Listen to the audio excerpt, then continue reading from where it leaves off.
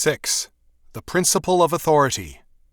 Statist education and statist intervention in the life of the family leads progressively to the breakdown of the family. This is not surprising, since the principle of authority is at stake in the family. The family is not only the first environment of the child, it is also his first school, where he receives his basic education, his first church, where he is taught his first and foundational lessons concerning God and life, his first state, where he learns the elements of law and order and obeys them, and his first vocation, where the child is given work to do and responsibilities in terms of it. The essential world for a small child is the family, his father and mother in particular. Meredith has summarized the matter aptly, quote, "In the eyes of a small child, a parent stands in the place of God himself. For the parent is the child's provider, protector, lover, teacher, and lawgiver." End quote. Hence it is that theologians through the centuries have taught obedience to civil magistrates and to all duly constituted authorities under the heading of the fifth commandment. It has been rightly seen how deeply involved all authority is in the authority of parents. The destruction of the family's position and authority is the destruction of all society and the introduction of anarchy. But the introduction of radical anarchy is also precisely that which follows systematically the attack on the family. The student revolution of the 1960s had basic to it anarchism. Thus, Jorge Immendorf, age 23 of Germany, called for revolution rather than reformation, because, quote, "you can't improve junk, so revolution is the only answer," end quote. The need is to, quote-unquote, start from scratch, with only one standard, quote-unquote, life itself. Anthony Duckworth, 21 of England, states that, quote, "at Oxford and Cambridge, the young teachers want to run administration policy, decide on books and courses, rooms and meals. They want to take charge," end quote. Moreover, according to John D. Rockefeller III, aged 62, quote, "Instead of worrying about how to suppress the youth revolution, we of the older generation should be worrying about how to sustain it," end quote. This youthful quote-unquote idealism must be sustained, according to Rockefeller, and furthered. But what is it that Rockefeller asks us to sustain and accept? First, the student and youth revolution has an immoral premise. That is, the assertion that youth has a quote-unquote right to control and govern other people's properties. If a university belongs to the state, to a church, or to a private corporation, the student can receive an education there on the school's terms. He is free to create his own institutions, but as a student or an instructor, he is in a school on terms set by those whose property rights govern the school. The students bewail quote-unquote coercion, but their movements are among the most coercive of their century. The child has no right to govern his parents, the students their school, nor employees their employer. Second, the goal of the student revolution is simply amoral power, not quote-unquote idealistic hopes. To make quote-unquote life itself the standard is to say there is no standard save anarchy. To ask for a start from scratch is to call for the destruction of all law and order so that the anarchist can seize what the present possessor possesses. Third, this anarchism is inevitable in a generation of students who have been taught neither obedience to parents and all due authority, nor honor towards them to whom honor is due. To cite Meredith again, quote, "The original command to quote-unquote honor father and mother applies to all of us throughout our lives. But in this place, children, Ephesians 6, 1 and 2, specifically are told to obey their parents in the Lord. Because of his total lack of experience and judgment, it is absolutely necessary that a child be taught to obey his parents instantly and without question. Explanations and reasons for this may and should be given to the child from time to time. But at the moment a parental command is given, there may not be time or opportunity to give the reason why. Therefore, it is imperative that a child be taught the habit of unquestioning obedience to his parents. For until the young child develops, his parents stand to him in the place of God, and God holds them responsible for teaching and directing the child properly. By direct implication, a parent is bound by the fifth command to make himself honorable. For to be honored, one must be honorable. Every parent needs to realize that he represents God to his child." End quote. The parent represents God because he represents God's law order.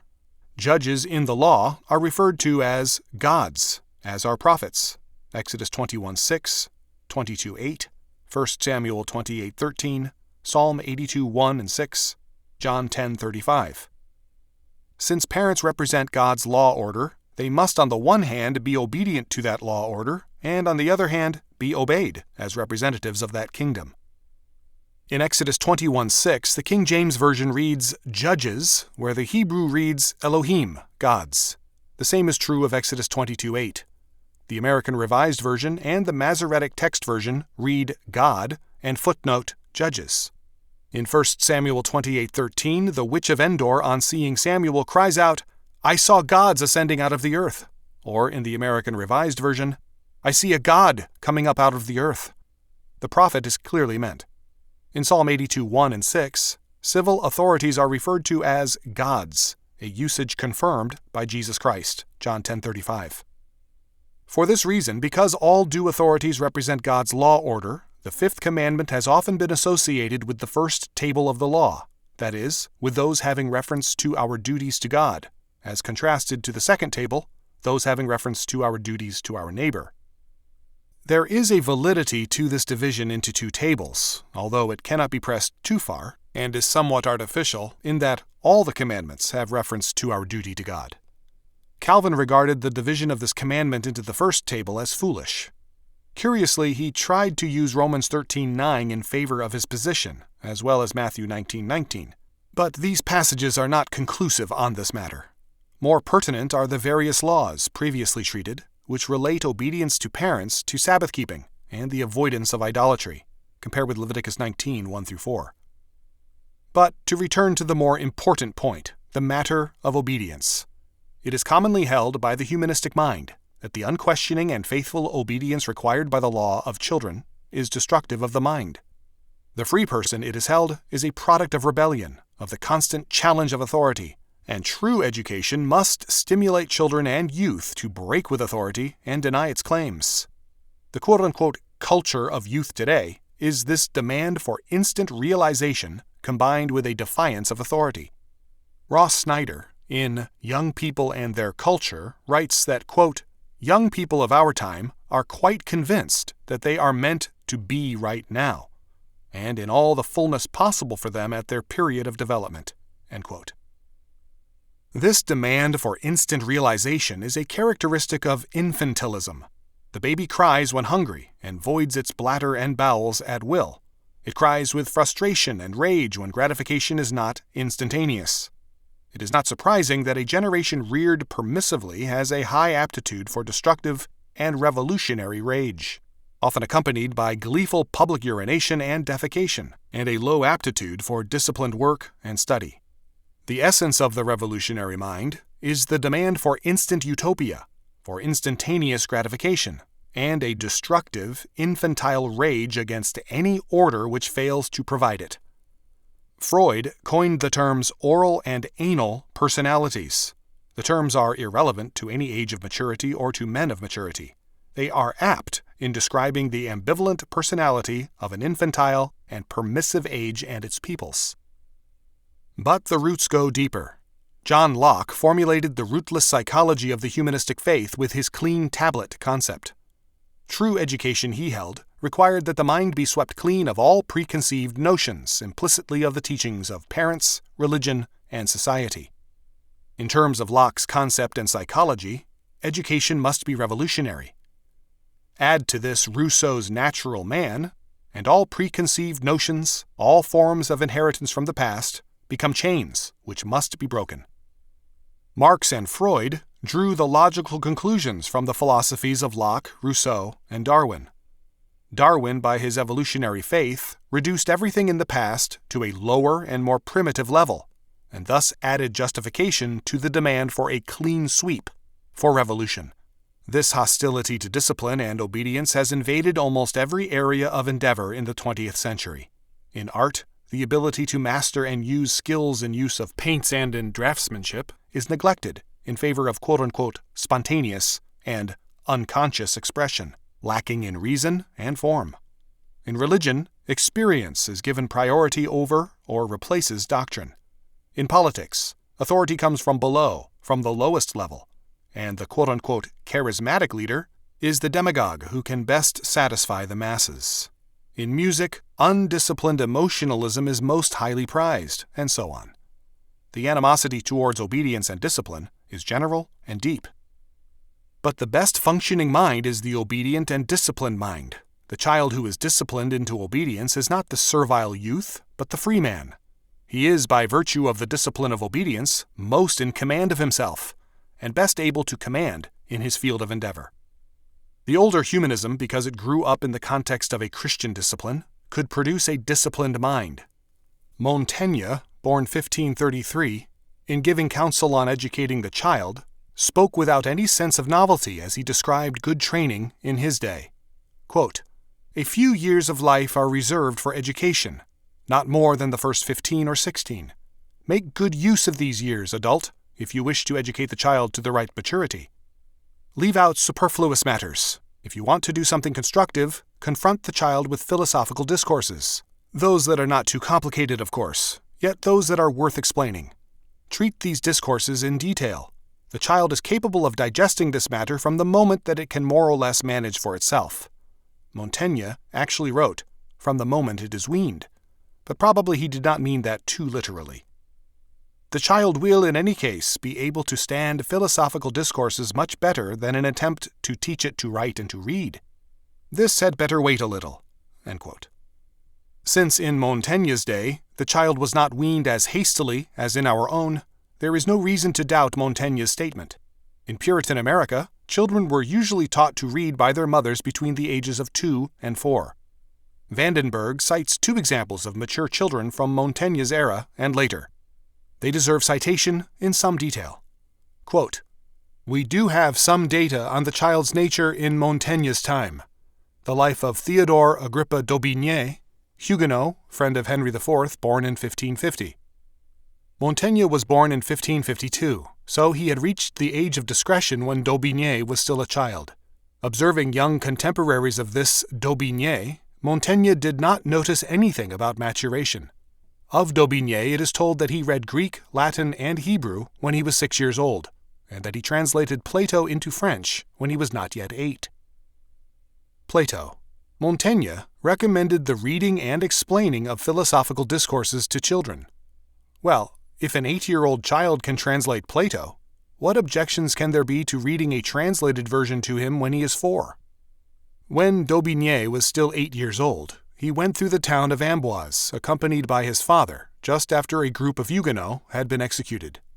He saw the decapitated bodies, and at the request of his father, he swore an oath to avenge them. 2 years later, he was captured by inquisitors. The 10-year-old boy's reaction to the threat of death at the stake was a dance of joy before the fire. "The horror of the Mass took away his fear of the fire," was his own later comment, as if a 10-year-old child could know what he meant by that.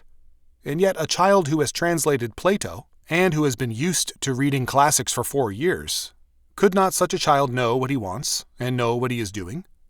But he can hardly be called a child. A person who observes the effects of an execution intelligently, who swears an oath to which he remains true through life, who realizes for himself the interpretation of the Holy Communion, and who fathoms the horror of death at the stake, he is not a child, he is a man. At the time Montaigne died, another child was standing on the threshold of great discoveries. Blaise Pascal, born in 1623, wrote when he was 12 years old, without assistance, a treatise on sound, which was taken seriously by expert contemporaries. At about the same time, he happened to hear the word mathematics. He asked his father what it meant, and he was given the following incomplete answer. Incomplete because his father was afraid that an interest in the mathematics might diminish his interest in other sciences. Quote, "Mathematics, about which I shall tell you more later on, is the science which occupies itself with the construction of perfect figures, and with the discovery of the properties they contain." Young Pascal brooded over this answer during his hours of leisure, and, unassisted, he constructed circles and triangles, which led him to the discovery of the sort of properties his father must have meant. For instance, that the sum of the angles of a triangle equals 2 right angles. End quote. We must grant that Daubigny and Pascal were remarkable men and child prodigies. But it must be added that in music, the sciences, and in many other fields, child prodigies were far more common then than now. We must also recognize that the intellectual level then was quite high, even among the common people. The level of preaching is ample evidence of this. The ability of church members to listen to lengthy sermons of sometimes 2 hours, to reproduce all 30 or 40 points faithfully later in the week, and to debate them or discuss them is well documented. There was no lack of lawlessness in that era, but there was also a high order of discipline, and this discipline furthered the uses of intelligence. The men who, both in the early centuries of the Christian era and in the Reformation and later eras, established the foundations of Western civilization and liberty, were men of faith and discipline, men schooled in the academy of obedience. A godly respect for power and authority as duly constituted and ordained by God is required by Scripture. Thus Exodus 22:28 declares, "Thou shalt not revile the gods, nor curse the ruler of thy people." Again, the American Revised Version translates gods as God and footnotes it as the judges. Calvin noted of this passage, Leviticus 19:32 and Deuteronomy 16:18 and 20 verse 9, quote, "In the fifth commandment are comprised by synecdoche all superiors in authority." End quote. Quote, "First of all, he commands that we should think and speak reverently of judges and others who exercise the office of magistrate. Nor is it to be questioned that in the ordinary idiom of the Hebrew language, he repeats the same thing twice over, and consequently that the same persons are called gods and rulers of the people. The name of God is figuratively indeed, but most reasonably applied to magistrates, upon whom, as the ministers of his authority, he has inscribed a mark of his glory. For as we have seen, the honor is due to fathers, because God has associated them with himself in the possession of the name, so also here, his own dignity is claimed for judges, in order that the people may reverence them, because they are God's representatives, as his lieutenants and vicars. And so Christ, the surest expositor, explains it when he quotes the passage from Psalm 82, verse 6, "I have said, ye are gods, and all of you are children of the Most High," John 10:34. Namely, that they are called gods unto whom the word of God came, which is to be understood not of the general instruction addressed to all God's children, but of the special command to rule. It is a signal exaltation of magistrates that God should not only count them in the place of parents, but present them to us, dignified by his own name.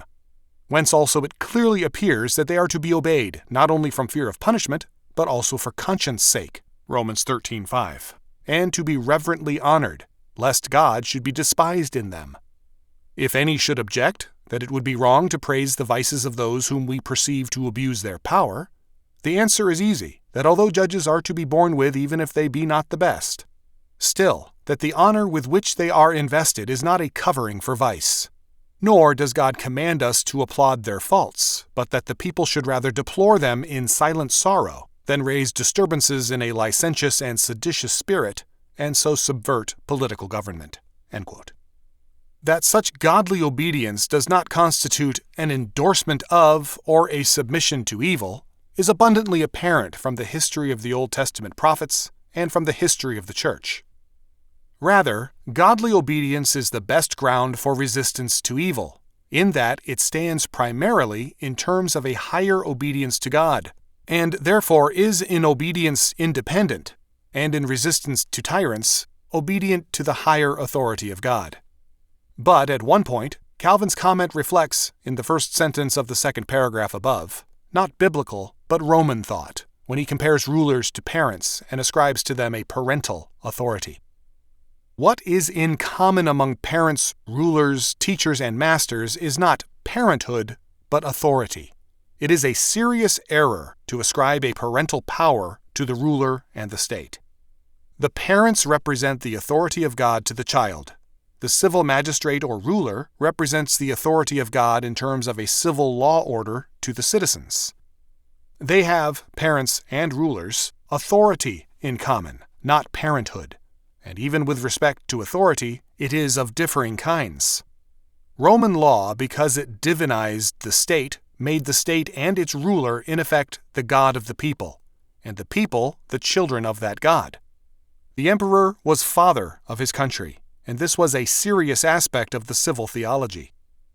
The heavily classical learning of medieval and Reformation scholars often led them astray. A verse sometimes cited as evidence of the parental role of the state is Isaiah 49:23.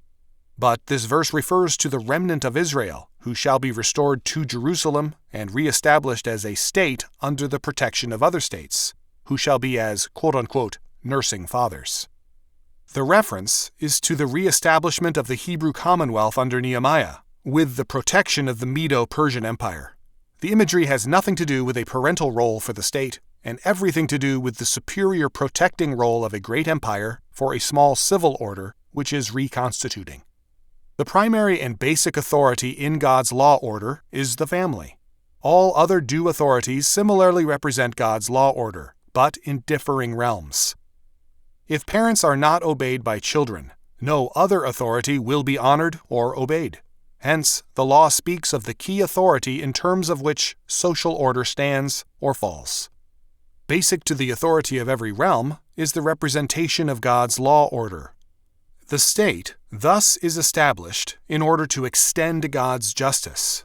According to Deuteronomy 16:18-20, "Judges and officers shalt thou make thee in all thy gates, which the Lord thy God giveth thee, throughout thy tribes, and they shall judge the people with just judgment. Thou shalt not wrest judgment, thou shalt not respect persons, neither take a gift. For a gift doth blind the eyes of the wise, and pervert the words of the righteous. That which is altogether just shalt thou follow, that thou mayest live, and inherit the land which the Lord thy God giveth thee." It would be ridiculous to posit fatherhood as the purpose of this law. Its goal is civil justice. Basic to the establishment of that justice is authority. And the fifth commandment, as it speaks of parents, and by implication all God-ordained authorities, is establishing first of all God's authority. God knows, after all, that parents and rulers, churchmen, teachers, and masters are sinners. God is not interested in establishing sinners. The expulsion from Eden and the constant judgment in history is eloquent evidence of that. But God's way of de-establishing sinners and establishing his law order is to require that authorities be obeyed. This obedience is first of all rendered to God, and is a part of the establishment of God's order. Sin leads to revolutionary anarchy. Godly obedience leads to godly order.